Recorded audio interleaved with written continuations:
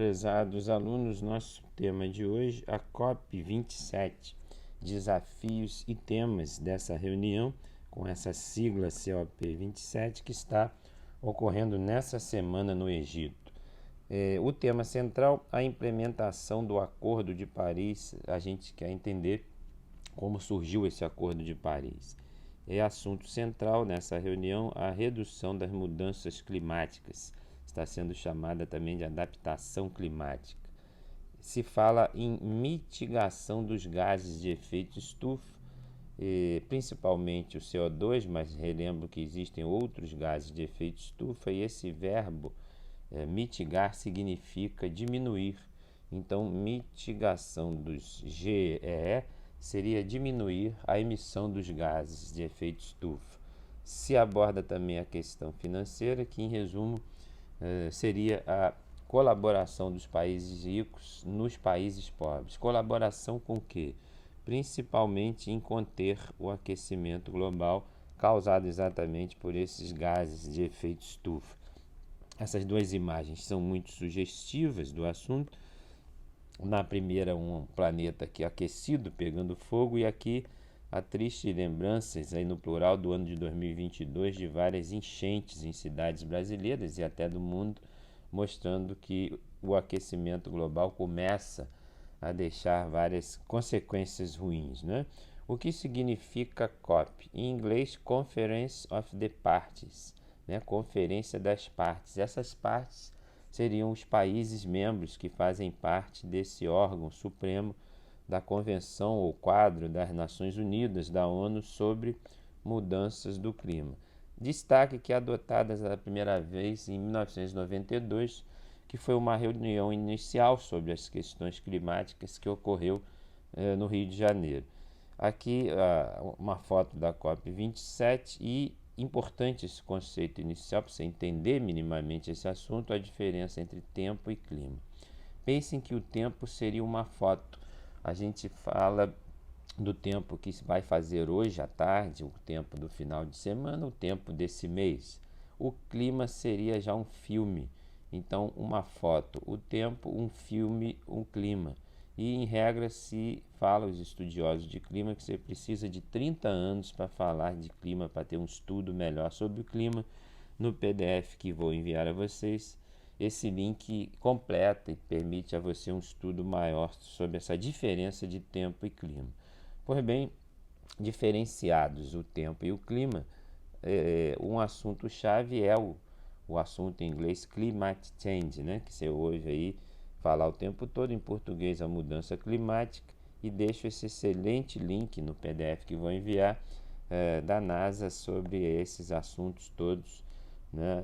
Num deles as causas das mudanças climáticas, e num outro assunto abordado dentro desse link, mostrando que o descongelamento das geleiras influencia muito nessa mudança climática.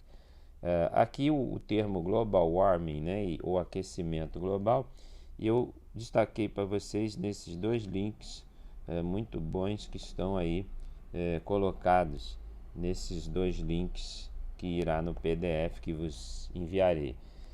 Destacando ainda esse conceito de painel intergovernamental de mudança climática, esse nome em inglês, né, que gera essa sigla aí, IPCC. Você ouve muito falar disso, o pessoal não sabe quem é essa sigla.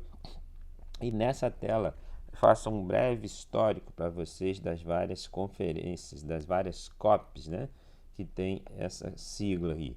Então, em 1988 se fez os primeiros estudos com base nessa questão climática toda, e se tentou iniciar algumas negociações, e nessa primeira reunião de 1988 se agendou, né, para 1992, no Rio de Janeiro, um encontro mundial para decidir, né, foi aqui que se decidiu sobre a Convenção do Clima, enfim, as futuras reuniões que passaram a se chamar de COP.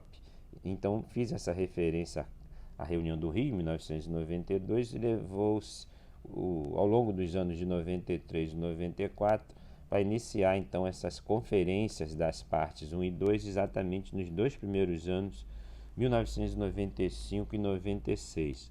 É chamada também de Declaração de Berlim, né, em que se começou a discutir os targets, que seriam os alvos, os objetivos desses acordos climáticos. Ficou muito famosa a terceira dessas reuniões, o COP3, ocorrido em 1997 na cidade japonesa de Kyoto, e foi lá, e daí o nome Protocolo de Kyoto, né?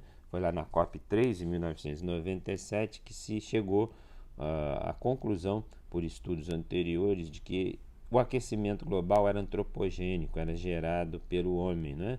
Então se começou a discutir reduções nas emissões dos gases de efeito estufa e que fossem feitas de forma bastante eficiente até 2008, e se pensou numa diminuição de 5% desses gases até 2008. Parecia um prazo razoável, porque estávamos falando de 1997 e se falou em reduções de 5% até 2008, ou seja, tínhamos 10 anos pela frente aí.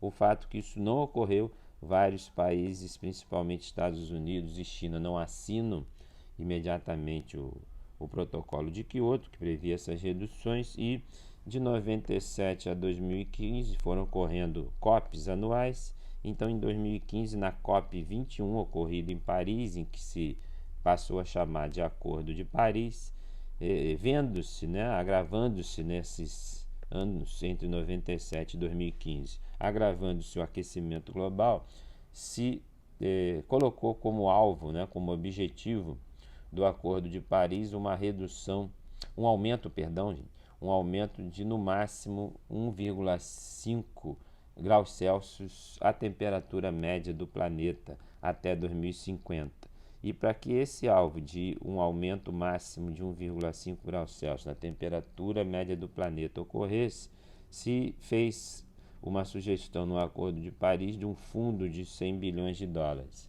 Pois bem, isso foi recordando em 2015 e até 2021 não se avançou no Acordo de Paris, nas várias metas, principalmente nesse aspecto financeiro dos fundos. Então, de 2015 a 2021, o que se percebeu? Que precisou-se em 2021 um detalhamento do Acordo de Paris, principalmente nesses aspectos financeiros. Isso ocorreu o ano passado, em 2021, na chamada COP26 em Glasgow, né, na Escócia. Pois bem, estamos em 2022 e todo esse assunto ele apenas está mais intenso, até porque se percebe que talvez o aumento do aquecimento global na temperatura média do planeta fique acima de 1,5 grau, e isso preocupa muito. E tem toda essa discussão financeira, enfim, tudo isso é assunto da COP27. Mas principalmente o que se deseja é uma transição energética, que em resumo seria uma mudança na matriz energética dos países, principalmente dos ricos, mudança essa capaz de eliminar o gás carbônico da geração de energia. Então, por isso se chama de net zero ou descarbonização. Pode-se dizer que, em resumo, consiste essa temática em eletrificar a economia, mediante energias alternativas limpas, quando se fala limpas, que não sejam emissoras de CO2. Ele é o principal causador do aquecimento global. Lembrando sempre que no material em PDF deixarei esses links se vocês desejarem avançar nesse estudo, né? Falando da transição energética e focando medidas que estão sendo implementadas, praticadas no Brasil, destaco aqui um projeto sobre hidrogênio renovável, com aquele objetivo da descarbonização, e o Brasil liderando um projeto desse no Nordeste, né, um grupo de trabalho internacional sobre certificação de energia para produzir hidrogênio verde no Brasil. Esse mesmo site, ele fala de um porto, né, no Nordeste, chamado Porto de Suape, onde se deseja construir essa planta de hidrogênio verde. enfim, várias ações no mundo e no Brasil falando desse assunto tão importante que é a transição energética. E claro, foquei a questão das COPs, né, dessas conferências das partes, vocês agora conhecem a sigla, e deixo para quem desejar aprofundar o estudo todas essas referências. Enfim, é um estudo muito importante, prioritário no mundo hoje, mas que é efetivamente um assunto que a gente chama de transversal. Ele envolve todas as disciplinas, não só as nossas disciplinas aí na área da química, do técnico em química, petróleo e gás, enfim, meus alunos de nível médio, de nono ano de Petrópolis e principalmente do IFRJ, esse é um assunto que, como vocês percebem nas referências, é gigante e eu espero ter podido ajudar a compreensão mínima dele aí. Um abraço a todos.